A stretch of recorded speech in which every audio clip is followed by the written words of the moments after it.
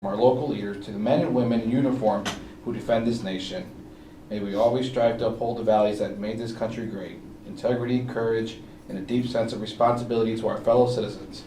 Grant us the wisdom in our deliberations, patience in our disagreements, and the spirit of cooperation as we work together to create a brighter future for Cass County. In your name we pray. Amen. Amen. Commissioner Howley.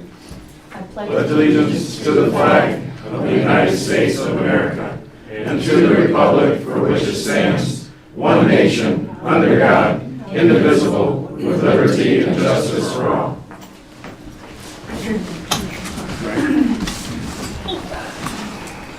Roll call, please.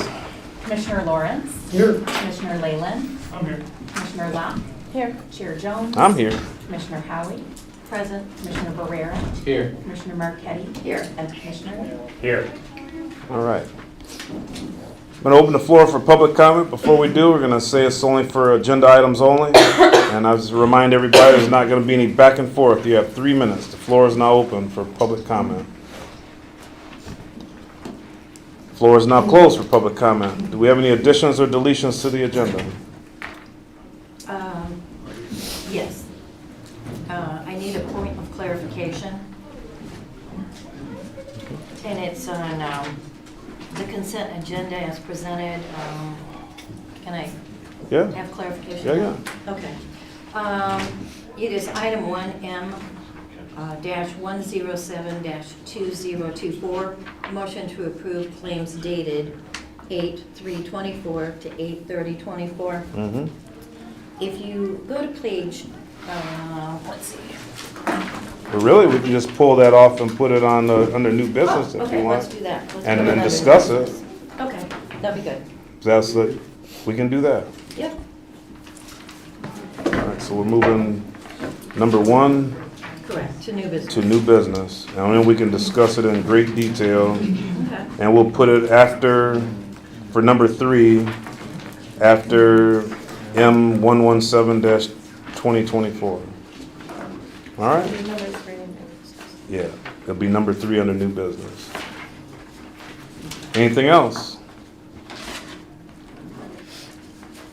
All right, Commissioner Lawrence. I move that we approve the agenda as amended. Second. Have motion on the floor and support. Is there any discussion?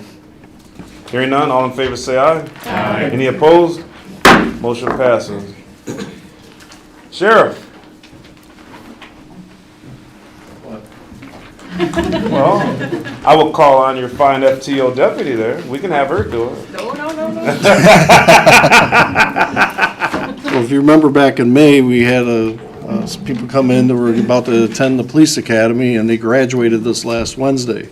I have 2 of them here with us tonight, and I just wanted to present to you upon their completion because they were pretty impressive in their academy. So today I have Brandon Labita.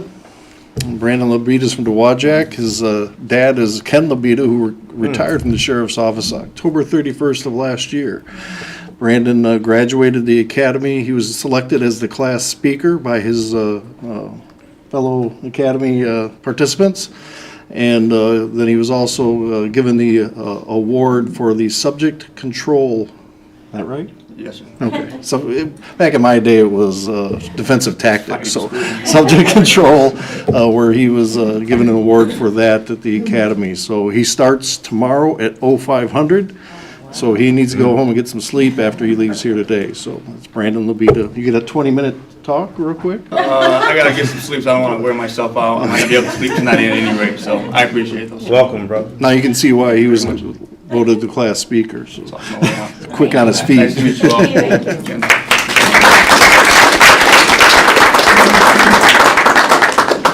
all. Also, we have Tate Ottman. Tate Ottman's from Edwardsburg. He graduated the academy as the M. Coles Award winner, which that is the best overall recruit in the academy. It was a unanimous decision, which that's pretty impressive. So we were really proud of that. He was also voted to be the Leadership Award winner, so he was selected as the best leader in the academy. Of 7 awards that are given at the academy, our deputies got 4 of them. So between the event speaker and such like Great. that. So Tate Ottman from Edwardsburg, Michigan. You have 20 minutes. 20 minutes? I'm not as quick on my feet. Excellent. Well, we're real proud of him. He actually started yesterday at 1700 with his FTO, who's with him today, Taryn Shields. We had to call an audible a little bit. He was supposed to start at 0500 yesterday, but his FTO had a death in the family, so Taryn had to jump up and take over his initial training. FTO takes 16 to 18 weeks, and then they should be released out in the community. Now, Tate has a little head start on Brandon because Tate spent last year as a Marine deputy and also was a reserve deputy prior to going to the academy. So he's got a little bit of a head start, but I think Brandon will catch up in the long run. So, thank you for letting me introduce you to your new deputies for Cass County. Thanks, Sheriff.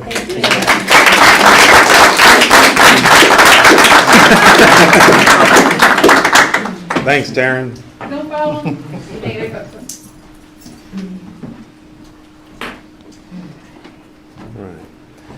We have our public hearing for truth in taxation. We're gonna give that to Matt or give it to, what are we doing here? Just open the floor. Motion to open. Mr. Chair, Yep, I'd like to make a motion to open truth and taxation public hearing. there it is. Motion on the floor and support. Any discussion? All in favor say aye. Aye. Any opposed? Motion passes. The floor is now open for the public hearing. Mr. Chair, I'd like to make a motion to close the public hearing. I'll second that. Motion on the floor and support. Any discussion? All in favor say aye. Aye. Any opposed? Floor is now closed. All right. Too easy. Zach Morris, you are up.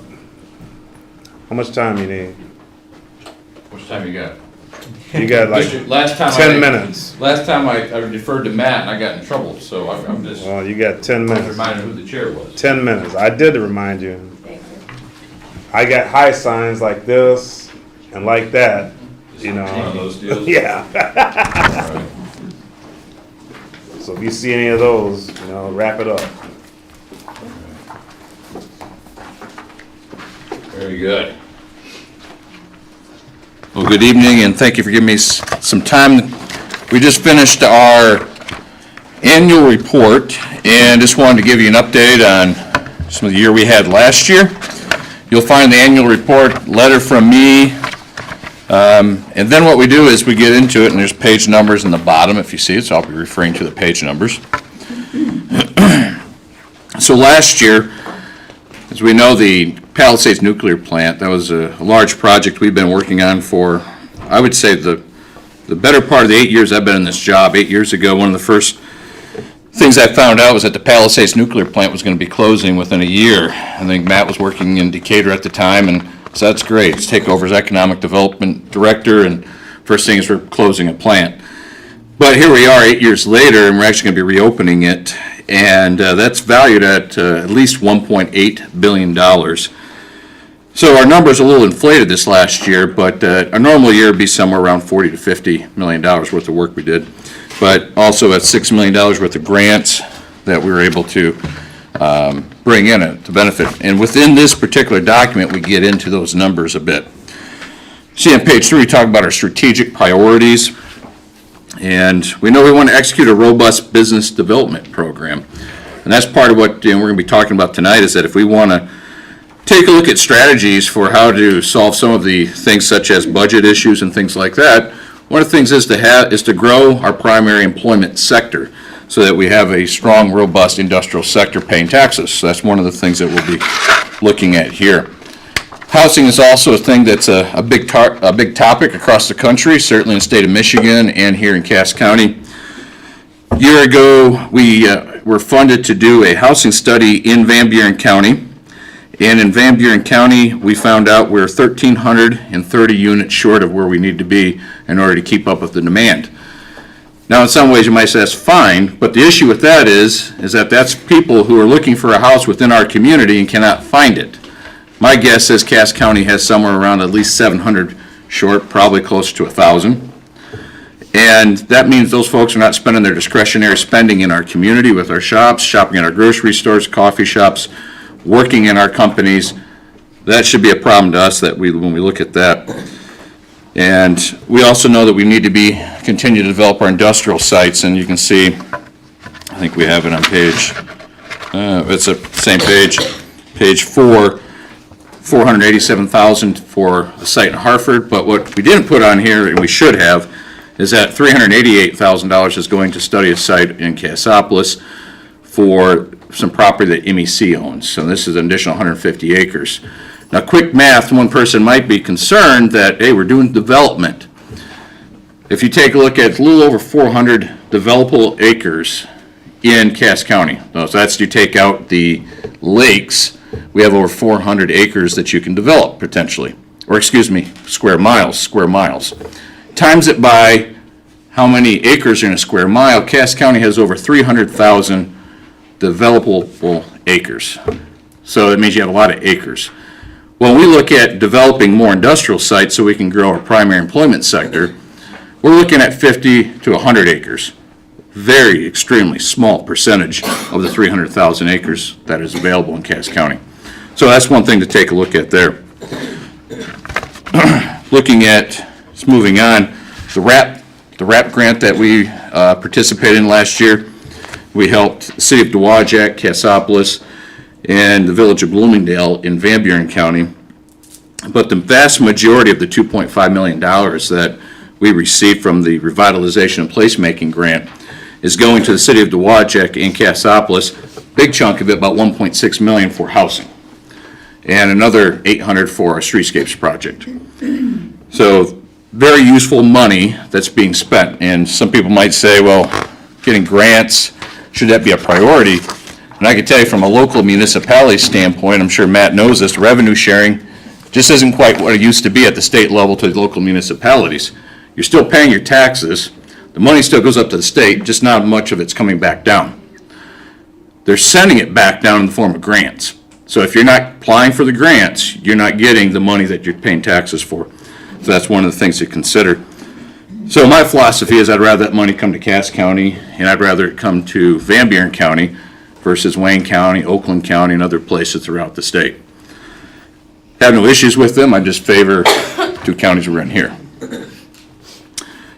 We take a look at some of the impacts we had, things that are holding back rural communities. One of them is fiber optic internet. We're about, recently we helped Midwest Energy get about $5.1 million to match towards their $56 million application. So very successful project. Over 16,000 addresses will be served with fiber optic internet. And like I said, Market One was a part of raising $5.1 million towards that target. Talked about Palisades already, and why should Cass County care about Palisades? Most of that, money, tax revenue goes to Van Buren. But a lot of that energy could be coming to Midwest Energy Cooperative, or Midwest Energy in Communications. So a big chunk of the energy is going there. Whether we like it or not, one of the mandates the state has put in place is that by 2040, you need to have clean energy. Well, nuclear energy is considered clean. So that puts our neck of the woods in a really good position within the whole greater state because of the work that's going on with Palisades. So that's just one part of it. You see in this report that we have a timeline of the work we're doing, honoring the businesses that we have. We talk about our vision, mission. I'd like to talk a little bit about, as I'm wrapping up before I take any questions here, on page 13, we have our highlights and activities. And a lot of times I talk about the outcomes, and people say, well, what are you doing on a daily basis, a weekly basis, monthly basis to get to those numbers? And on page 13, we have highlights and activities, 119 visits to businesses. We had 41 grant exploration meetings with communities and or businesses. We held 3 educational and training events. So one of the things I like to do is that as I'm going to different events and conferences and learning about some of the most pressing issues, I know a lot of times our local municipalities don't have the capacity to be able to do these things or go to these training opportunities. So what I like to do is bring those folks back to Cass and Van Buren counties, so our folks don't have to drive 3 hours or 6 hours or wherever to get this education. We actually host them in Cass and Van Buren. we get a sponsor to pay for the food and the facilities, and we do an educational event for the day. And we did 3 of those last year. So that's part of what we like to do. We do it for the private sector, and we also do it for our municipal partners also in this case. One thing I think that's kind of, I think I'm proud of it here, and I hope you are too, is that there's no one organization out there really promoting what's going on in Cass and Van Buren counties. So when we take a look, okay, maybe you have a chamber, but a chamber generally represents one community. They're talking about what's going on in Dowagiac or South Haven or Cassopolis. Well, what we're doing is we're actually out there promoting our businesses, talking about what they're doing. We're talking about some of the really, well, I think the cool things that we do here in Cass and Van Buren. So on our social media page, we gained 389 new followers. In our page visits, were 5.8 thousand people visited our page last year, our pages. And our posts on social media we had 108 posts last year, and they reached 38,000 people. So when we're telling the story, we're reaching approximately almost 40,000 people telling the story of what we have here and why we should be proud of Cass and Van Buren counties. We also did 92 news stories. They ended up in the newspaper or somewhere in someone's publication talking about what's going on here in Cass and Van Buren counties. So part of what we do also is we're kind of the sales and marketing team for Cass and Van Buren counties. And then we wrap it up with the team here, but I will pause there, and if anyone would like to questions on the report or in general, glad to entertain it. I don't have a question, I have more of a statement. Sure. Every month, we pay your company $9,583.34. Yes, ma'am. Which amounts to about $115,000 a year, and I understand your contract every year goes up. That's a lot of money, especially with our budget time right now. So I just want to make sure that we're getting bang for our buck, if you want to say it that way. Sure. That you're actually going out to the village of Cass, to the business owners there. Because I've gone down those streets and I've talked to them myself. I want to make sure that they're taken care of, because that town is very important. It's the history of Cass. And I think more attention needs to be paid to that, to help the business owners, the shop owners, whatever they need. Now, I do understand that there is some sort of grant that you're working on, which I think is good, but I'd like to have updates on that grant, the progress on it, and hopefully the business owner will get it because he does need it.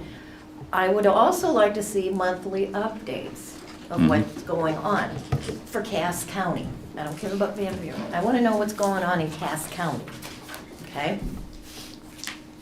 So, I'm done. Good.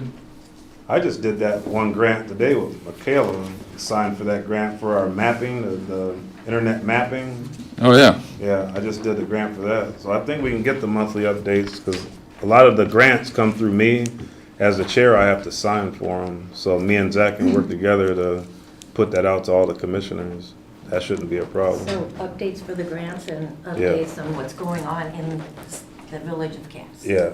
Okay. Yeah, we just so everyone knows, we can level set here. We have 52 units of government between Cass and Van Buren, 60 investors in Market One, about 300 primary employers, and probably well over 1,000 secondary businesses. You're speaking of a lot of the secondary businesses that are in town, not secondary in importance, but secondary in how capital flows. They're turning over the dollar versus a CHT or a Hydro is actually bringing new money from outside the community in. So an economic development organization's primary focus, main focus is working with what we call primary employers. These are your people that pay the most taxes, employ the most people, and that's kind of our main focus. So, but yeah, when we talk about highlights, I think I've committed to doing quarterly updates, so we can come in here, give you an update like we're doing now. But yeah, glad to give updates. I think all of you have my phone number, so anyone's wondering what's going on, I don't keep my cell phone a secret, neither is my email. Try to stay accessible between the times I'm here.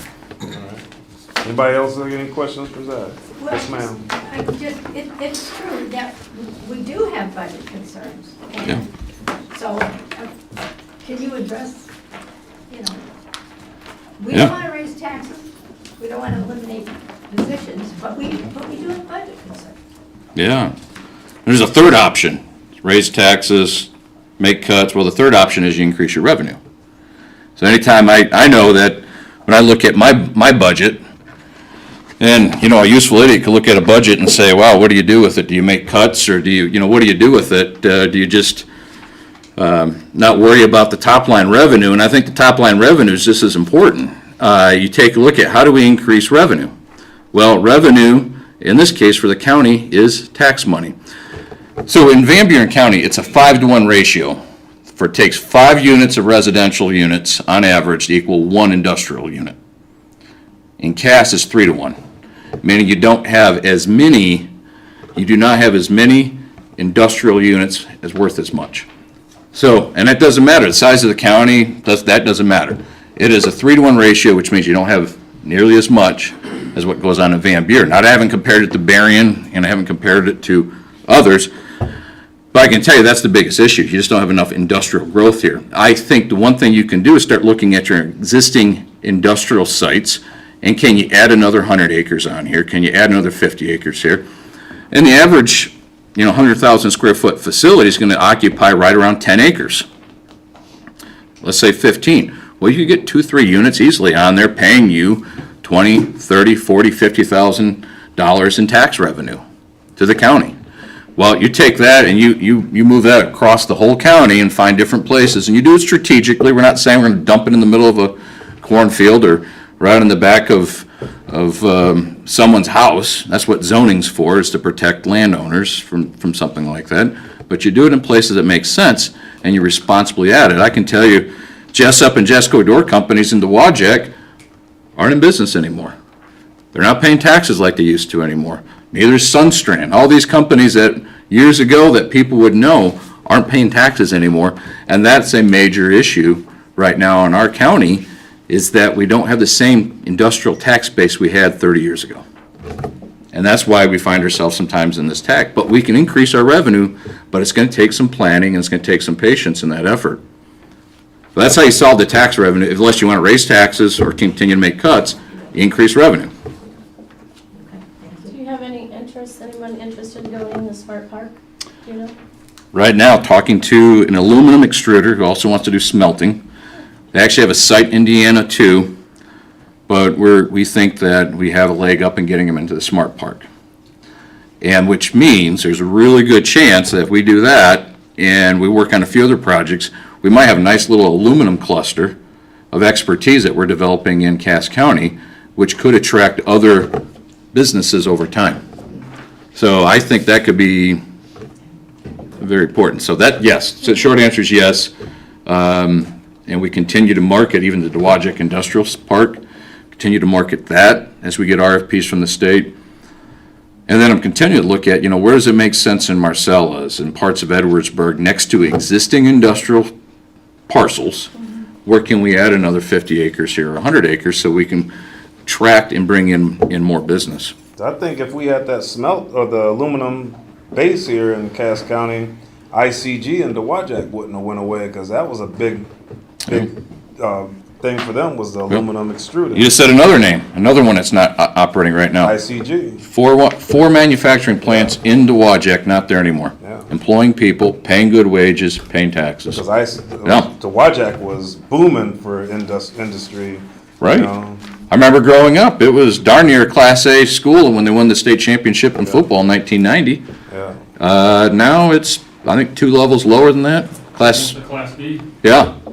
So it's changed a lot. Industry is leaving, and Cass is catching up with Dowagiac that's falling behind. Well, yeah, it has. It's changed. But there's other places we could look at throughout. We don't have to have it just in Cassopolis. Marcellus has property that could be where you have industrial or transmission level powers nearby. You have rail. You have 80-90 not far from some places. These are smart places to look for industrial development. Hopefully the wind's I just want to point out a couple of things that you said I think are important to. You mentioned how there's interest in the smart park and how you're involved in this conversation. And I think that's crucial because having Market One representing Cass County is an investment for a long-term solution on building our tax base so that we can overcome some of the challenges in our current budget crisis issue that we have. The other thing is that the other resource that we currently utilize is the economic development for the EDC. That right now has been faced with challenges, but I want to give you credit for coming to all of our meetings, the ones that we do have. You've been coming for well over a year. So just, thank you for being a part of that. Thank you for the work that you're doing. I think it's critical that we just, we keep looking at the long term and not just always the short term, but the long term picture. Yeah, makes sense. I'm gonna send out an interview that took place, or a segment that was on Economic Outlook recently. Economic Outlook's a program on WNIT where they interview economic development leaders within the region. And they had the Elkhart County Economic Development Organization on there, the president of that one, plus a county commissioner. County commissioner, and you can hear it for yourself, one of her top 2 priorities was economic development. And she almost led entirely the conversation on the importance of economic development and looking at it holistically from not only the industrial base, but also are we creating a place that people want to live, looking at housing. And so Elkhart County's been taking economic development serious for at least 30 years. They were putting in industrial parks back 30 years ago when people thought they were nuts. Now you drive down 17 and they're not nuts. They look smart. What I want to say is that didn't happen overnight. The focus on economic development gradually built over time, and now they look smart. But I can tell you 30 years ago when they're, looking at this, they didn't look so smart then. But this is the part is that having that patience and having you supporting that effort's an important thing, because I can tell you they probably don't, 30 years ago they might have had the same budget issues, but now with that industrial base, it is booming down there. All right, any other questions for Zach? No, thank you, Zach. Thank you. Put him out here and Appreciate it. go to football tomorrow, man. Yeah, go Raiders. Boo. Thank you, Zach. All right, item K, Vice Chair Barrera. I move that the above listed items be voted on at one time by roll call vote and be considered as the consent agenda by the Board of Commissioners. I'll second. Motion on the floor and support. Is there any discussion? All in favor, say aye. Aye. Any opposed? Roll call. I'm sorry. Yeah. I was on a roll there. Roll call on the roll, please. Commissioner Locke, Yes. Commissioner Howie, Yes. Commissioner Barrera, Yes. Commissioner Marquetti, Yes. Commissioner Lee, Yes. Commissioner Lawrence, Yes. Commissioner Leyland, Yes. and Chair Jones. I'm all caught up now, yes. All right, now, passes. District 1. The only thing I have is everybody remember to keep pushing the info on the hazardous waste and tire event we got coming up in a couple of weeks. I'm gonna be out of town, so it'd be nice if a few other commissioners could show up to help. It's always just Roseanne and I, and it's a board of commissioners sponsored event. September what? 25th. I'll be there. And big shout out to Bob, he's in the audience. Bob does a great job. He carries a lot of the weight at those events. What was time that is time? it from? 3 to 6 p.m. It technically starts at 3, but there'll be cars lined up down on Key Street at 12:15. Okay, 12:15, I agree. All right, District 2. Well, we attended an ambulance meeting with all the townships, and I think it was a good meeting. And hopefully we'll continue to have these as day goes on. Appreciate Matt and what he does there. Roseanne was there, and what's your name? Mr. Lee. All right. Mr. Lee was there too. So it was we had some really good input. A couple things that we need to think about as we continue here. We need to think how many ambulances do we need, and where are we going to stage them if we even go anywhere. That's really what we need to think about. Yeah. All right, District 3. Nothing. For me, we have our transfer station for Pokagon is still open. We got the holiday signs out there, and they want me to remind everybody it's cheaper than going to the dump. But it's for Pokagon Township people only, and they know who is and who ain't. District 5, Nothing at this time. District 6.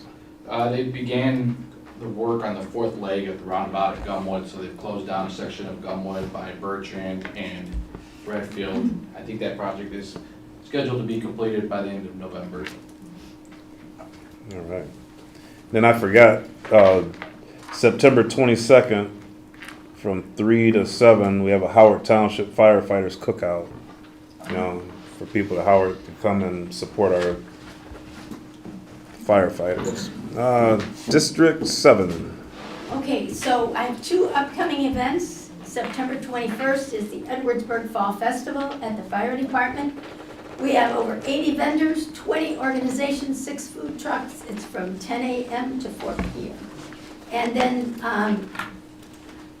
along what Commissioner Leyland said, the hazardous waste, used or outdated electronics and used tires from passenger cars and pickup trucks drop off on Wednesday, September 25th at the County Road Commission from 3 to 6. And yes, they do come early. In fact, last year, I think they were there at 8:30 in the morning. Oh my goodness. The Planning Commission held our public open house on July 24th, and we got some great feedback at the Planning Commission meeting on August 28th. Rebecca Harvey reviewed the results from the open house and the surveys. An interesting note is usually surveys run about 500 or so, maybe a little more, and we had 726 returned. So that just blew Rebecca away. She said they'd never seen that before. The participating communities of Pokagon, Marcellus, and Volenia Townships, and the village of Vandalia, they all attended the meeting on the 28th. August 21st, county leaders meeting, and we got great input. I attended the NADS meeting on August 27th, and please be aware that MDOT will be doing a chip and seal, followed by fog seal on M60, M62, and M51. So if you come in on 62, come into town on M62, and you see those channelizers, that's why they're there. 60's already underway. What? 60's already underway. It's already under, okay. Yep, so be aware. All right, thank you. District 8. Good? None of this time. All right. Matt, you got 30 seconds, go. All right. A couple things. Historic courthouse project, I talk about that pretty much every time, moving along really well. The third floor is actually nearly complete. Commissioner Chambers is coming along real well. The desks, main dais is all set up. And then actually this week, they're working on some of the technology that goes in there. So they're getting the LED wall that'll serve as our screens for people to be able to see what's going on this week. They're not quite done yet, but getting close. Second floor is actually, flooring is going really well. You know, a lot of the finishes are starting to come together, things like that. And then obviously they're kind of working from the top down, so first floor is a little bit less done yet, but they've done a lot in terms of getting the drywall ready to go. There's some paint that's starting now. Flooring is actually going to be starting here very quickly with that. I think they're doing carpet there actually now. So we're still targeting kind of our, you know, that early October time frame for our grand opening. And then actually, as we've now started to get a little bit closer to that, a big focus now is going to be on the logistics with moving. We've set up some meetings next week. We had done some preliminary questionnaires, but we've scheduled meetings with all of our affected offices and departments for next week to talk a little more in detail about how the move will work, things we need to be mindful of. You know, what do we need to coordinate on, things like that. So we'll have a good idea coming out of those meetings what the plan will be and how we approach those. I'll move right on to the budget. Following the budget workshop, we heard loud and clear what the board wanted to see. So we've been working over the last week and a half now on trying to hone in on what directives we were told for that. I think we're in a really good place actually. We've had meetings with several departments and offices on different ways we might be able to approach things. So I do think that, we're gonna be able to get the budget under what, the commissioners had stated during the meeting. Our plan would be actually to have the recommended budget go out early next week. We would actually send that out to department heads and elected officials first. Make sure we have everything correct there, give them an opportunity to be able to, hey, what's going on here, things like that, so that we can be certain that we haven't missed anything or had any errors. And then we would share that with the Board of Commissioners. We would then schedule by the end of the week the public hearing notice that would go in the newspaper, and then formally present the fiscal year 25 recommended budget at the Committee of the Whole meeting on the 19th, and then have the special meeting to adopt the budget on the 24th. Cleaning RFP, I'll talk about that a little bit. That actually has gone really well. I worked with elected officials on finalizing some of the language in the RFP. And then we had a mandatory walkthrough that was required as part of the RFP process. So if somebody didn't participate, they weren't going to be able to put in a bid. We had 12 vendors that showed up for the walkthrough, so that was really promising. Had a lot of great questions. We had, with our elected officials at the different buildings, a lot of people had kind of joined in and helped us kind of show the areas we needed to have cleaned, give them a really thorough tour of what everything was. So I'm really happy to see everybody that participated, and we'll have bids due next week. And then we'll have that RFP, or a bid tab for you guys to review and brought to you for the Committee of the Whole. I'm also going to work with elected officials that next Monday to review the bid tabulations and formulate a recommendation from all of us to the Board of Commissioners as well. Only other thing I guess I'll touch on real quick is the agenda system. You probably noticed for this meeting, the motion numbers and resolution numbers are back. We worked on figuring out a way to be able to do that, so you'll have those going forward. Resolutions are going to be numbered a little bit odd through the rest of the year. We kind of picked up with what the last resolution number was. The plan will be, as we go forward, motions and resolutions will be numbered separately. So resolutions will just go 1, 2, 3, 4, 5. Same thing with motions. We obviously have more motions than we do resolutions, but so right now with the resolutions that we have, I think they started again at 106. So it'll just go 107, 108, because that was the last one. It would be odd to start over again and fill in resolutions in a lower number at a later time. So, but we're still working to try to refine and tweak things as we can and make that system work real well. I can tell you one thing we've talked about is there's a board portal that I'm using on my tablet right now that really enables a lot of great things for commissioners and any other boards that use the system to interact with, take notes, things like that. So we're going to be working to schedule a training with everybody to show how that works as well. So whether on your phone, a tablet, laptop, you can get right to the packet, open up attachments, make private notes for yourself. I think it'll be a really great system, and we'll work to kind of show that to everybody and get everybody comfortable with it. I like mine better. So we'll see. Maybe after you get a chance to look at it, you might. Right. I don't like change, man. One thing I like change is a dirty baby. I'll tell you, I've been testing it out myself to make sure before we get into talking about it, that I had kind of understood it, but we'll see. Are there any questions for the administrator? I have, you gonna give? Well, I just want Yeah. to point out one thing real quick with the budget. When you do get a chance to presenting that to the board, is there a chance that I can get that in Excel as opposed to just this huge Yeah. printout packet? Yeah, I think we can. Yeah. We should be able to do that. Okay. Because he can search a lot easier in Excel. It's a lot easier to search, and do keywords and stuff. Then there was a question about a couple months ago or a couple meetings ago, we were talking about getting the commissioners or certain departments access to the BSNA. Is that still a possibility or something for the near future, or is it viable for us to have it? Not administrator rights or anything, but something for us to run reports and to view, to make our jobs easier for our districts and maybe our jobs. There could be some ways. I guess some of it would depend on what reports is it that everybody would like. Because I think part of the challenge, right, and some of us that have worked in BSNA for quite a while, is that there's a lot of different options in terms of what you can select. The different advanced queries and how you might select things is not always the most intuitive. So, I think the cloud system will change that a little bit, but that we're a ways off from that. But what the easiest thing, I guess, would be a lot of times is that if somebody said, hey, this is what I need for a report, we could probably go ahead and whether it was something with a GL report or AP or whatever it is, actually just run that report for you and send it over. I think that would probably be simpler. Yeah. Because I think you'd almost have to have some sort of training. I mean, some things are pretty straightforward, but other things, like if you were logging into the system and trying to do it, may not always be the easiest. That's why I said not administrative rights or nothing like that, because you don't want fat fingers involved. Sure, and I think it's one of those things where the software itself, you're not looking at a dashboard that has just reports and things like that. It's a lot of it's very database intensive. And, okay.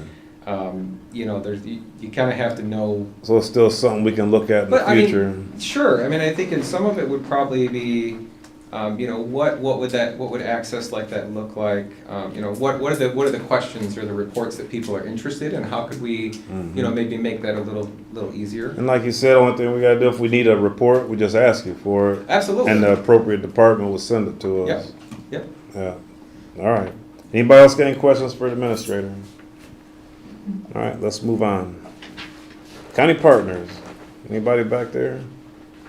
The parks. What's the one guy that I always forget? I don't think there's none here.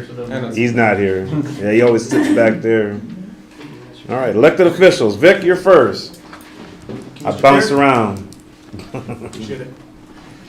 Just a couple things. One, on the staffing scene, as you know from discussions we've had over the last few years, the landscape has definitely changed, I know across the board in so many different areas, professions and so forth. Prosecution's been certainly no exception, but we do have good news tonight. It looks like we will, for the first time, actually the second time in the last 3 years, I think we had about a 3-month period where we were full staff with attorneys, but we have had success, and it looks like we're going to, in the next couple weeks, have another attorney coming on staff, which will put us at full staff there, which is a great thing for the existing staff as well as for the community and so forth. But just to touch a little bit on the change in the process of finding people. As I've told you before, it used to be we would have an opening and we'd get 20 to 30 applications. And it's interesting, the last 3 years we've had 5 openings for assistant prosecutors, and over the last 3 years, we've had 5 applications for those positions. And none of those individuals were hired. 3 of them actually took jobs before their interview elsewhere because, again, it's just such the market is not in our favor. The market's in the favor of people looking for jobs. But what we've done proactively in a different stance is we've gone out and recruited individuals to work in our office. So it's going to be very interesting for the first time in my career, which now spans over 40 years.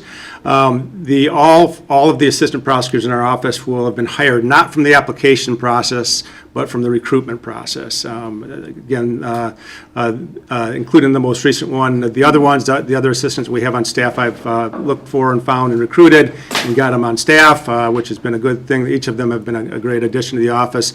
The most recent one, which I will bring him around when he's actually on staff, we've made the offer, he's accepted it, and I'll be on staff in a couple weeks. Nick Laban, he's worked in this area, but one of my other assistants kind of recruited him and encouraged him to consider applying, and he did. So again, that's very good news, I think, for the court system and for the public safety and all those things. So real happy to report that. The other thing is just a logistical thing. I know that there's been a slight change on the closed session, Matt, and again, I think it might be helpful just to talk for a second before I go on that, just to clarify a couple things on that. So, but that's all I have. Just before the closed session? Yeah. For you to come up and speak to us? No, I think just at a break, to discuss. I'll do a five or so minute break before we go, after we go, yeah.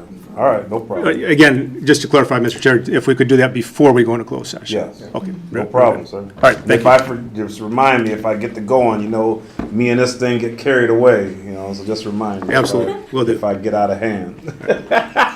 Thank you. Thanks, sir. Judge Beeler, do you have anything for us?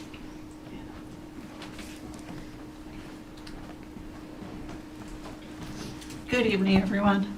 How are you tonight? Hi. I just wanted to say that the attorney that Victor just announced that he's hiring, he's a wonderful person, and the courts had been using him to do juvenile work, so we're sad to lose him. But it's certainly nice that he's going to be working in Victor's office, so we wish him all the best. But it does make us sad because we have the same struggles finding people to do work for us. And so we're sad to lose him on our roster. As far as the courts are concerned, I don't really have any major news to report other than just that people are working hard and we continue to do a lot of work on employee morale and along the lines of budget, we're putting together like worksheets for all of our staff to show what the full benefits package is for salary, for their wages, their fringes, their days off, et cetera. Because I think it's important that we all work as partners in this to understand what our positions entail, because we want to be good to the employees, but we want the employees to understand what these costs all are, because sometimes it's pretty eye-opening to see all those by position and to see the breakdown of all of that. And I know we know that on a really high up here level, but I think it's important that we work with our employees to understand those things, because we can only figure out all of these issues together. And so I look forward to future discussions about those issues, the wages, the fringes, the benefits, because it is important for us to be able to attract and retain high-quality individuals in our positions to give our citizens the service that they deserve. So, thank you. Thank you, ma'am. Thank you. The drain commissioner here? It's awful dry outside. He should be bored. All right, Sheriff, everything else for us? I'm taking enough of your time, thank you. Thank you, sir. Treasurer Anderson available? No. All right. Clerk register. I have nothing. All right. Moving on to new business, we have M115 2024, motion to approve phone system proposal from Simplicity. I so move. Second. Have motion on the floor and support. Is there any discussion on the motion? I have just a question, and I see that Jody is back there. Okay, so 2 separate phone systems, correct? Correct. Okay, and so the one for the new courthouse, will that be applicable, easy for me to say, applicable to this building as well? Correct. Okay, that's it. Thank you. Thank you, Jody. Any other discussion? Hearing none, all in favor say aye. Aye. Any opposed? Motion passes. Number 2, M117 2024 is a motion to delegate Sheriff Richard Banky as the officer delegate for Cass County for annual MERS I conference. so move. Second. Motion on the floor and support. Is there any discussion on that? Hearing none, all in favor say aye. Aye. Any opposed? Sheriff, you're going. Bring back lots of information. That's a 2-day event in Grand Rapids. Forget about number 3. of the- Number 3, that's M107 2024 is a motion to approve the claims dated August 3rd, August 30th. Mary, you have the floor. Okay. Just some clarification on page 4. It looks like a double billing for the cleaners company. Are they different dates? Yes. One's probably. Well, there's no dates on this, but there's a check number reference. There's, Are they separate? yes. Okay, so their first billing came in later because it was right at the end of the month when all of this went down. So we did a special check run for that first month. And then due to the way the timing of the month, the second one was coming out at the end of August, but that one, so we paid August and September now. I guess I didn't catch that. They bill ahead, yeah. They billed ahead them of late. time, but they started, and remember, you actually cut that special check because it Yep. came in a little late due to this getting passed, and we cut checks that week. When Yep. it got passed here, or however all that worked, it wasn't in the AP in time, so you cut a special check, but then I put that one in right before Yeah, and September. the other thing to keep in mind is that, you know, when you look at the date at the top where it says invoice entry dates, the way that the AP cycles work is, and because of like mailing concerns, things like that, you'll notice that it says 8/3 to 9/18. What we do in the options is that those are invoices that were due by September 18th. And then the report itself actually covers anything that we paid through the dates that are listed in that claim schedule. So it would be, you know, a check that we cut on the 30th, but it might have not have been due until, you know, September 16th or something. But the way that our process normally works is that if we have a bill that we know is due, I think we use through the Wednesday of the next time we do claims. We pay it at that time to make sure that we don't have, you know, a delay in mailing, things like that. Because it can take, you know, a few days to be able to get there. If we send it out on a Friday, it's probably not gonna get there until, you know, Wednesday, Thursday. So we do look ahead a little bit to make sure that, you know, we don't have something where the county's paying late and incurring late fees. Okay, so nothing was paid late? No, not that I'm aware of. Well, their first, I mean, it was just the timing. Oh, yeah, I mean, Necessarily in that late. regard, yeah, I mean, that was It didn't get cut because, that Friday because it was a last minute thing and yeah. There was We still normally up in would the air include whether or that. not. That normally would have been pay them or included, not. I think, in the prior one. there wasn't like a late fee or anything like that. They were great about it, they just. Yeah, they didn't charge us a late fee, there was nothing like that. Any other discussion? All right, we need a motion to approve the claims. Mr. Chair, Yes, sir. I move to approve claims dated 8/3 to 8/30. Second. Have a motion on the floor and support. Is there any other discussion? Hearing none, all in favor say aye. Aye. Any opposed? Motion passes. All right, public comment. This one is for anything. Want to open the floor for public comment? You have 3 minutes. And the floor is now open. And the floor is now closed. How much time you need, Vic? About 10 minutes. We can come back at 1800 for the closed session. I'll give you like 8.5. That's fine. All right. Well, no, we're not Make a going into closed motion. session, yeah. Oh, yeah. But we have to make a Do it. motion to enter into closed session. Do it.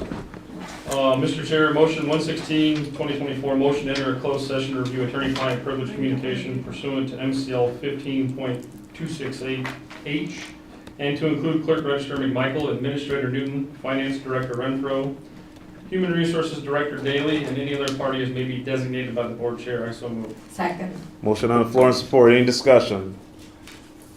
All in favor, say aye. Roll call, please. Commissioner Lee, Yes. Commissioner Marquetti. Yes. Commissioner Leyland, Yes. Commissioner Barrera, Yes. Chair Jones. Yep. Commissioner Howie. Yes. Commissioner Locke. Yes. And Commissioner Lawrence. All right, we'll be back at 1800. For the public, afterwards, we'll have discussions after the closed session.